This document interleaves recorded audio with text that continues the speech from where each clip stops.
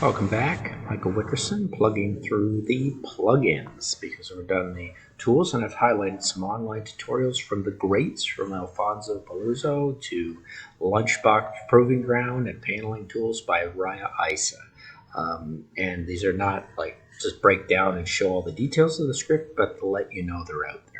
Now, Paneling Tools is an incredible plugin that was hard won and took a while to make for Rhino and Grasshopper by Robert McNeils and Associates. It's widely used by designers, architects, and building professionals. It supports intuitive design of panel concepts as well as to help rationalize complex geometry into format that is suitable for analysis and fabrication. And that's the truth. So when you get into Paneling Tools, you're going to see you have everything. Once I get Paneling Tools, there it is. Curve, grid, grid attractors, grid utility, panels 2D, panels 3D, panel utility, and params. And of course, anybody who knows Rhino knows that you can get the Paneling Tools over in Rhino with its own plugin just for that as well. So you don't have to deal with it in Grasshopper. You can deal with it directly in Rhino. I've lost my picture. I assume it's around there somewhere.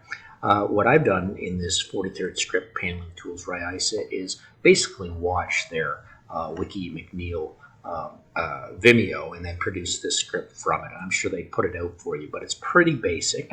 Let's take a look at what we're actually looking at. You're choosing a range using sine, which I love because I love it whenever point constructs are wonderfully organized. Here are the big points in here. It is not a helix, but it is a sine curve that's moving up in the z direction, and you can control how far you want that to go. There's a wonderful interpolation through those points, and then a revolution around a line and axis that's very familiar to anybody building geometries. So that revolution becomes this beautiful form. And then there's the application of the surface domain number. Really wonderful tool that's saying, okay, where are all these points? And then the curve attraction grid can be made to those curve attractors, curve attractors, and then the magnitude can be played with as well. So you end up with this curve, and if I took that to the cellulating it, you'll see these paneling tools are generated from those points. You can cellulate here as well, two of them, and then this one is joining the curves here and joining the curves here.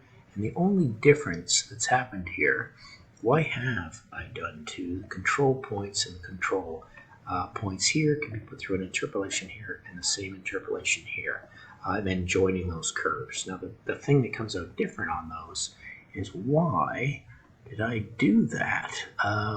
Cellulate, preserve the joins, the curves, and we're joining those curves together. Let me take a look.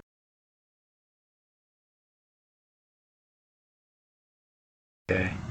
Well, I must have been working on something and doubled up my script. It's not necessary since I'm just playing with those curves, but it is showing you how you can use a multi-pipe tool through the cellulate wires which come out of the curve attraction of using the panel tools, and definitely taking that revolution and generating this surface domain number, which will provide a grid which then can be used to create those beautiful panels within it.